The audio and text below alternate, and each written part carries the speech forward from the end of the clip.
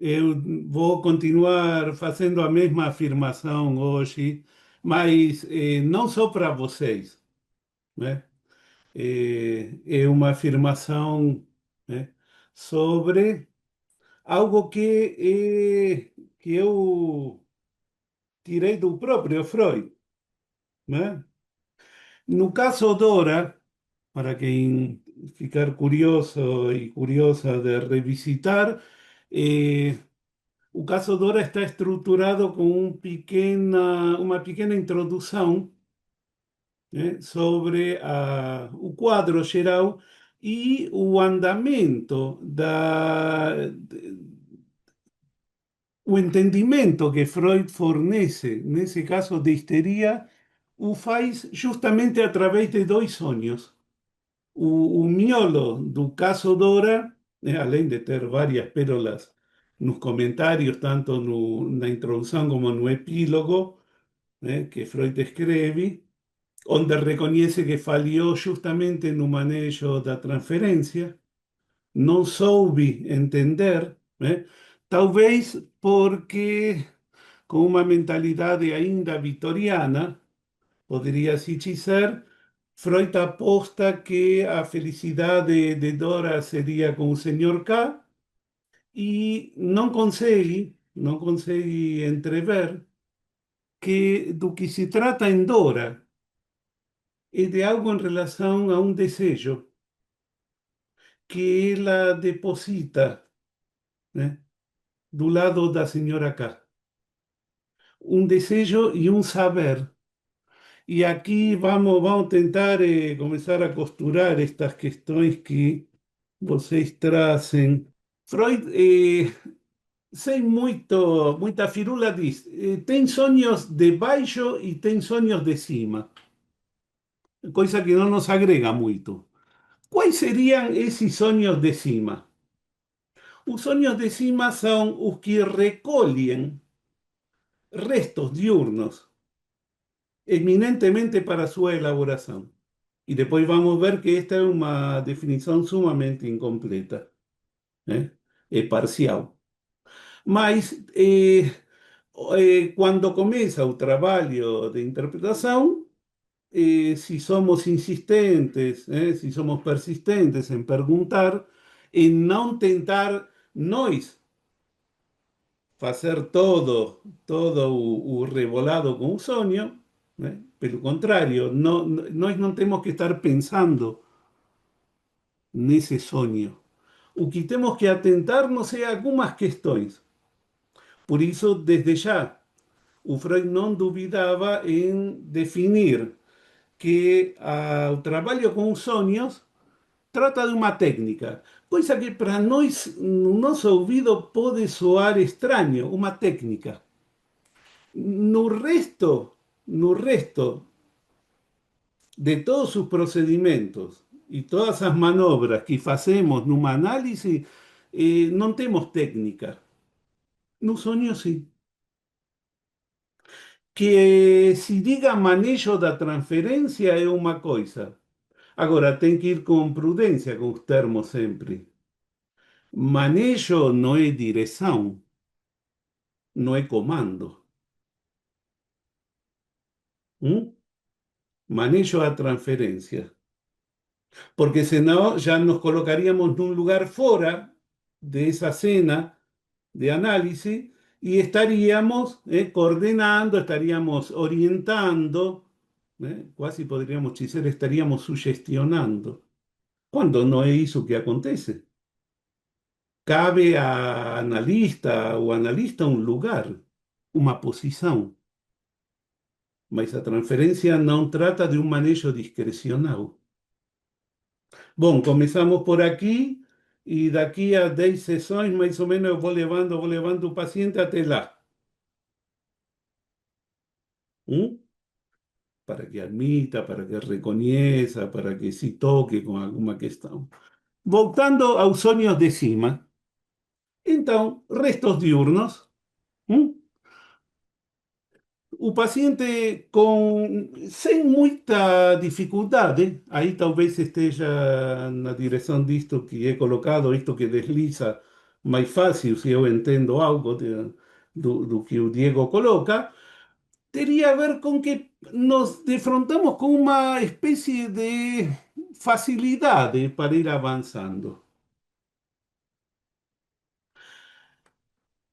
Justamente quando as coisas se apresentam tão transparentes, tão óbvias, tão fáceis, tão diretas, a pergunta para nós é tanto brilho, tanta luz. É fluidez? É facilidade de deslizamento ou é fruto da resistência na própria elaboração do sonho? Tem sonhos que são cinematográficos na descrição. Podríamos montar un set y podríamos contratar actores, ya está, o script ya está. No, porque eu estaba aqui, aparece, ia a detalhe da vestimenta, detalhe da figura, frases. Não é isso, não é isso o que vai nos conceder a possibilidade de entender na interpretação o que seria o miolo desse sonho. Senão, uma outra questão que poderíamos, já vamos avançando com algumas questões. O sonho está constituído por três aspectos, diz Freud. Em todo sonho, não é em alguns, em todo sonho. E aqui nos deparamos com a primeiro desafio na interpretação. Em todo sonho está presente algo do infantil.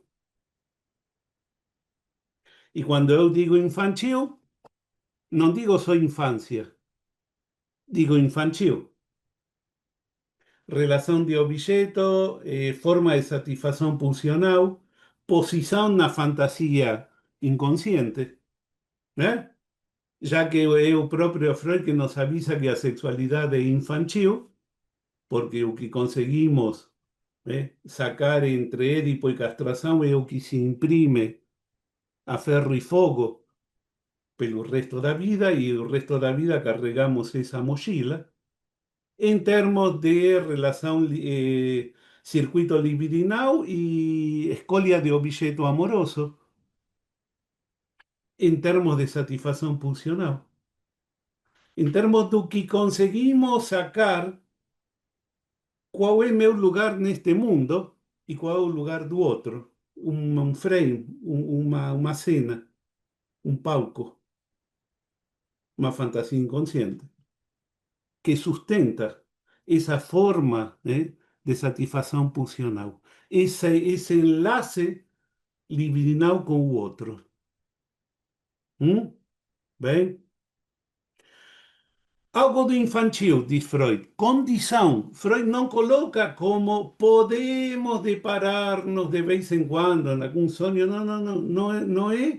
Não é opcional. É condição.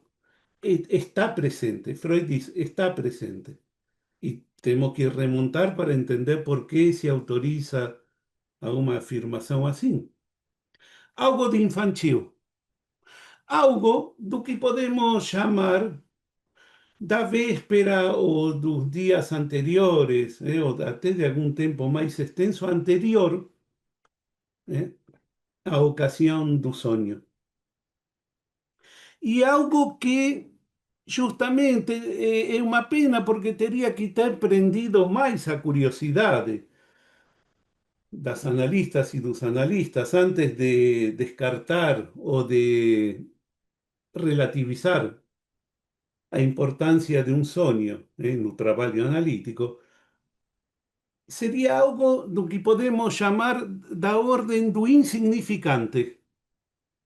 O que é algo insignificante? Eu vou, geralmente recorro a um exemplo pouco didático, né? Eu estou, doutora, doutor, o sonho é o seguinte: alguma coisa pode ter acontecido antes, mas não lembro, mas do que eu lembro, eu me encontro no meio do shopping, escolhem o shopping que quiserem, de repente começa um tsunami. As pessoas correm, gritam, e eu no meio, e é um desastre. Desastre em 3D, né? Nem precisa os óculos, é 3D. Aí o paciente desliza metonímicamente, sem problema no relato. E tem uma outra questão, porque a Caro traz esta questão artística, né? E o sonho pode fazer a gente cair num golpe, né? Já que a histeria também, né? São da mesma família. Por quê? Porque podemos ficar encantados, podemos ficar subjugados frente à magnificência, ao detalhe, à vivacidade, a isto que é, como falavam, o fio, da história. Não, aí temos um romance, temos um filme, temos um clipe. É justamente isso que permite não entender nada. Porque não é sobre isso que vamos operar na interpretação. Daí que Freud se autoriza a dizer a interpretação de sonhos é uma técnica. ¿Técnica de qué? ¿Y cómo está constituida esa técnica? Mas nós seguramente já conhecemos. Já conhecemos. O inconsciente está estruturado como, né, recitando Lacan, como uma linguagem. Lacan tira isto de Freud. Como é que se conduz o inconsciente? Como é que do processo primário passa ao processo secundário? Como uma imagem de natureza alucinatória sediada no processo primário, que é no inconsciente, pode passar para a consciência, às vezes, na forma de um sonho. Estou falando de imagem. Porque a afirmação de Freud é que o que temos, o que compõe o aparelho psíquico, em termos de representação, não são palavras. Representação, Fortellum, não é sinônimo de palavra, assim como significante não é meramente sinônimo de palavra. E aqui entramos no inferno, e na delícia freudiana. Representação é traço mnêmico, é uma marca. É isso que estaria para Freud compondo o inconsciente. Agora, quando os pacientes chegam e contam o sonho, não contam com imagens alucinatórias, porque senão estariam trancafiados num hospício. Uma boa alucinação é isso. Contam um sonho articulado, contam um texto, há um discurso, né? Isso que nós recebemos, mas isso que o paciente conta é o resto de uma elaboração que desde já, isso pode, seguramente concordamos, não começa na consciência. Quando pensamos na questão da interpretação dos sonhos, temos que ter sempre em vista duas vias. São como os alicerces. Há o que Freud denomina o trabalho de elaboração do sonho, quais desses traços mnémicos, né, que estão reprimidos. E quando falamos de repressão, já vamos diretamente à fantástica fábrica, do inconsciente, que é Édipo e castração. Aí começa. Não porque os únicos conteúdos que houver sejam esses. Ao longo da vida reprimimos algumas outras questões, mas que vão se enlaçando de alguma forma com essas primeiras. Então, há trabalho de elaboração e há trabalho de interpretação. A interpretação dos sonhos pode ser eh, nomeada por Freud con todo direito uma técnica, porque é uma técnica que permite, por um lado, inferir, especular, colocar hipótesis sobre o que é que poderia ter estado presente na elaboração do sonho. E, ao mesmo tempo, nos permite uma ferramenta, daí a técnica, para poder voltar nas pegadas da elaboração, porque a elaboração do sonho segue um caminho. Inconsciente, preconsciente, consciência. Nós vamos ter que voltar sobre as pegadas, porque com o que contamos é com um resto do qual entendemos que o paciente está consciente quando fala. Ah, eu sonhei que estava no shopping, veio o tsunami, tá, tá, tá.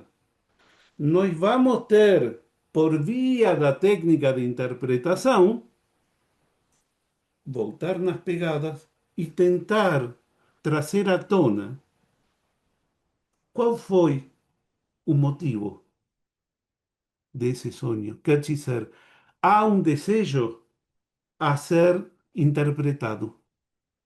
A este é o enlace entre sonho e desejo, entre sonho inconsciente e desejo. Exatamente, há um termo entre o inconsciente e a consciência.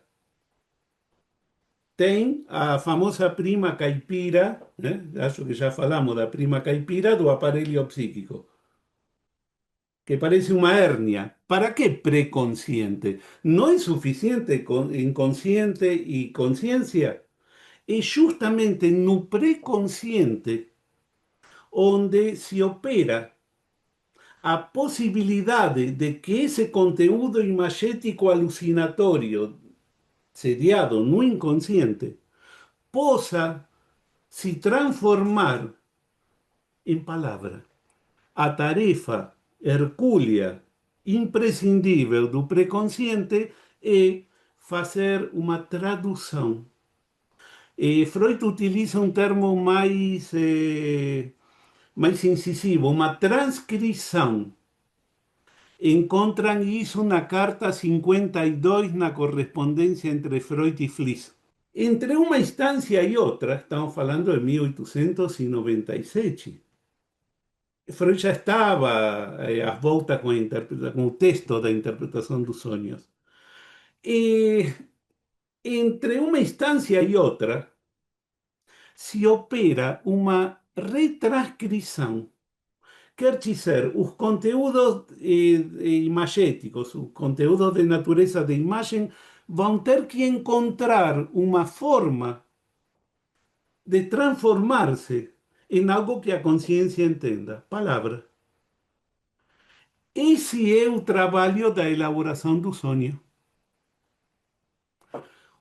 O conteúdo inconsciente, imagético, alucinatório, passa, passa, antes que pelo preconsciente, por uma outra instância, que são a semente do que virá a ser o supereu, está no que Freud denomina a barreira da censura.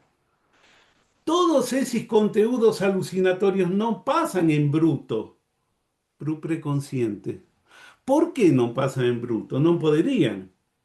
Porque se já foram reprimidos porque eram intoleráveis para a consciência, como é que vão voltar todos, como sétimo de cavalaria, para irromper na consciência e provocar angústia? Incesto e parricídio, né? Se quisermos a localizar os temas. Como já foram reprimidos, desalojados da consciência uma vez, para retornar para a consciência, e vão ter que estar disfarçados de alguma coisa, vão ter que estar fantasiados. A barreira da censura, a censura, quer dizer, posteriormente a pata do supereu, opera sobre isso que seria intolerável e o transforma. Ao mesmo tempo, se retranscreve. Hoje não nos é difícil porque si está en Tiffy y pasa para Pingy, si está en Word y pasa para PDF. Más o menos así.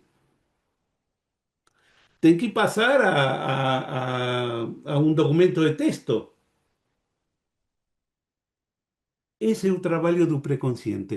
Não só que trabalhamos com um resto, senão que é um resto que já foi desfigurado oníricamente, este é um termo, uma expressão freudiana, que já foi transformado pela censura. Ya fue transformado de imagen alucinatoria en palabra. Aquí, para quien quiser, para que si alguien fica curiosa o curioso, si quiseren aprofundar sobre esta cuestión da imagen y da palabra, desde ya o famoso y nunca bien ponderado a monografía sobre as afasias, o sistema de palavra e o sistema de objeto, e posteriormente o texto do inconsciente. Representação de palavra, representação de coisa. Coisa das din, a coisa freudiana, o trauma. No, como não há comunicação direta entre o inconsciente e a consciência, este é um dos pilares da obra freudiana. O inconsciente não é um subrogado, não é uma hérnia, não é um apêndice da consciência, não tem comunicação direta. Quando algum conteúdo do inconsciente aflora na consciência, Freud diz, terá que fazê-lo sob determinadas condições. E aqui está o enlace que permitiu fama e fortuna futuramente a um Lacan. Qual é essa condição que Freud coloca? Que se submeta a dois procedimentos, não procedimentos, a uma mecânica de dois aspectos, deslocamento e condensação. Percebemos por que o Freud não estava blefando nem estava se gabando narcisicamente quando diz, como diz no caso Dora, vamos aqui, se eu achar os óculos seria fantástico. Caso Dora. Hoje, como então, devo asseverar que o problema, que o aprofundamento nos problemas do sonho é uma condição prévia indispensável para compreender os processos psíquicos que acontecem na histeria e nas outras psiconeuroses. E que ninguém que pretenda se poupar esse trabalho preparatório com sonho tem a menor perspectiva de avançar um passo sequer neste campo, a psicanálise. A partir de agora brigam com Freud, não comigo. Bem, eu sou o mensageiro. Mas por que a questão da interpretação dos sonhos se tornou o eixo ao redor do qual podemos reconstruir todo o funcionamento, todo o entendimento da própria psicanálise? Porque enlaça diversas questões. Poderão dizer, mas e com todo direito poderiam dizer, o xiste, o ato falho, o sintoma, né? O lapsus, também, sim, também. Por isso, podemos colocá-las todos esses fenômenos sob um guarda-chuva de formações do inconsciente. Mas o sonho tem uma característica peculiar, que é justamente aquele fenômeno que é capaz de se apresentar, e vocês fazem, citam de forma elegante algumas questões, da forma mais disparatada, mais nonsense. Inclusive, pode não deslizar corretamente, pode não fluir. O paciente pode chegar não com uma história 3D como a do shopping. Chegamos ao caso de que se apresenta um dia paciente que diz, olha, eu sonhei. Eu sonhei e imagino que isto é importante para mim, mas lembro só uma palavra, que teríamos que dizer, não, pera, não está se esforçando, não está fazendo mérito, assim a sua análise não vai avançar, traga, produza conteúdo, aqui outra vertente. Assim como é prudente não encantar-se com o embrulho do sonho, com este resto, também é prudente ir na contramão, né, do senso comum. E o palavreado de alguns sonhos pode demorar 20, 25 minutos de uma sessão. Mas esse é o sonho? E cadê o desejo? Porque a técnica nos permite aproximarnos, mas interpretar um sonho tem uma função para nós, que se afasta justamente de qualquer questão artística, estética, poética, porque a tendência é essa, quando não conseguimos sacar adequadamente de que se trata o processo psíquico, então literaturizamos. Não, está bem, a literatura, a poesia, a arte é uma via. Mas aqui o Freud é quem nos indica, isto é uma técnica. Mas técnica para quê? Para que perder tempo então?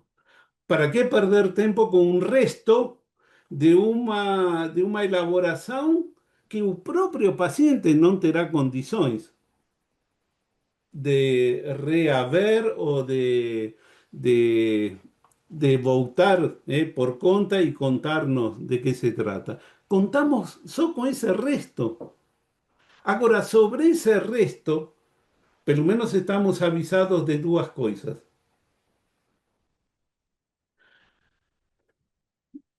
Todo o que estiver presente é fruto de deslocamento ou condensação. Já temos uma ferramenta.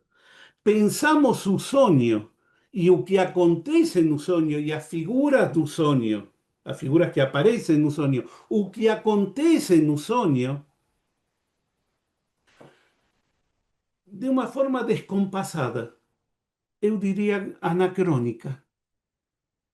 Anacrônica por quê? Porque se é Freud quem nos avisa que o sonho, um dos componentes do sonho é um aspecto infantil, onde está isso do infantil? Onde está presente? E desde já, não precisa ter criança no sonho. Eu não preciso me ver como criança. O infantil é muito mais amplo. O infantil se refere inclusive à sexualidade do adulto, ao desejo do adulto, às relações de objeto do adulto, à forma de satisfação pulsional do adulto. Então estamos tranquilos com isso. Se é algo do infantil, e aí se torna necessária a indagação no trabalho de interpretação. O que evoca, o que lembra, com que se parece de algo que já tenha vivido, de algo que já tenha experimentado na história o paciente? Essa é outra confiança que temos. No sonho não há nada de inédito. Porque para Freud, e essa é uma vertente, são duas vertentes que mereceriam nossa dedicação tempo integral. Para Freud, sonhar é uma forma de pensar curiosa, mas é uma forma de pensar. Para quem ficar curiosa ou curioso com isso, vai no projeto de psicologia de 95 e acompanha o calhamaço da interpretação dos sonhos. Sonhar é uma forma de pensar, mas um pensar que, como todos os outros fenômenos do psiquismo, enlaça 2 tempos diferentes. O sonho consegue uma sincronia onde há um descompasso, porque no sonho conflui algo do infantil apresentado, embrulhado, transformado, junto com algo do presente. Se eu perguntar qual era o nome da rua, talvez se mora na mesma casa e aí acabou a piada, mas se já mudou de casa, ao longo do tempo, qual é o nome da rua em que você morava quando era criança? Seguramente, seguramente lembra. Se não lembrar, é motivo de análise. Se aí não fluir, e sim, aí estamos na pista. Mas geralmente, quanto pagou ontem no supermercado? Lembra? Quer dizer, isso também é pensar.